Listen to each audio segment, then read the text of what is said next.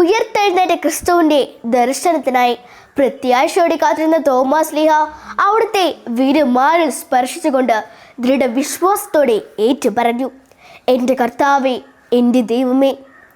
എൻ്റെ പേര് അലഞ്ച. ഞാൻ ചിൽഡ്രൻസ് മിനിസ്ട്രി എരുമപ്പെട്ടി ഫൊറോണ തലത്തിൽ എനിക്ക് സ്പീച്ചിന് ഫസ്റ്റ് കിട്ടിയിട്ടുണ്ട്. ഇതിന് പിന്നിൽ ഒരു ദൈവാനുഭവം ഉണ്ട്. 2 ദിവസം മുൻപ് എനിക്ക് നല്ല പനിയും കഫക്കെട്ടും ഇതൊക്കെയായിരുന്നു. അപ്പോൾ പ്രസംഗം പറയുന്ന ദിവസം അമ്മ പറഞ്ഞു കുർബാനയ്ക്ക് ഒന്ന് പോകണ്ട. ഞാൻ എല്ലാ ദിവസവും കുർബാനയ്ക്ക് പോകണ ഒരാളായിരുന്നു. അപ്പോൾ അപ്പ പറഞ്ഞു പ്രസംഗത്തിന് കിട്ടുന്ന സമ്മാനമല്ല, നമ്മുടെ കുർബാനയാണ് വലുതെന്ന് പറഞ്ഞു. ആ കുർബാനയ്ക്ക് പോകണ ആ ദിവസം നല്ല മഞ്ഞ് ഇതൊക്കെ ഉണ്ടായിരുന്നു. എന്നിട്ട് പ്രസംഗത്തിന് തൊട്ട് മുൻപ് ചെസ്റ്റ് നമ്പർ കൊടുക്കുമല്ലോ, അപ്പോൾ ചെസ്റ്റ് നമ്പറിന് മുൻപ് എനിക്ക് 5 മിനിറ്റ് മുൻപ് എനിക്ക് നല്ല ചുമയായിരുന്നു.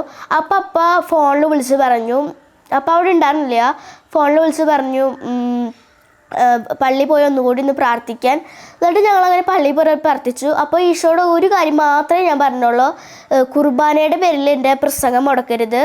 അപ്പോൾ എന്നിട്ട് ഞാൻ പ്രസംഗം പറയണ സമയമായി. എന്നിട്ട് പ്രസംഗം തുടങ്ങണ ആ ഇത് മുതലേ അവസാനിക്കണ വരെ എനിക്കൊരു കഫക്കെട്ടും ചുമയും ഒന്നും ഉണ്ടായിരുന്നില്ല. എന്നിട്ട് പ്രസംഗം കഴിഞ്ഞപ്പോൾ എനിക്ക് വീണ്ടും ചുമ തുടങ്ങി. അങ്ങനെ റിസൾട്ട് വന്നപ്പോൾ എനിക്ക് ഫസ്റ്റ് കിട്ടി. അപ്പോൾ എനിക്ക് മനസ്സിലായി വിശുദ്ധ കുർബാനയുടെ മഹത്വത്തിനെ പറ്റി.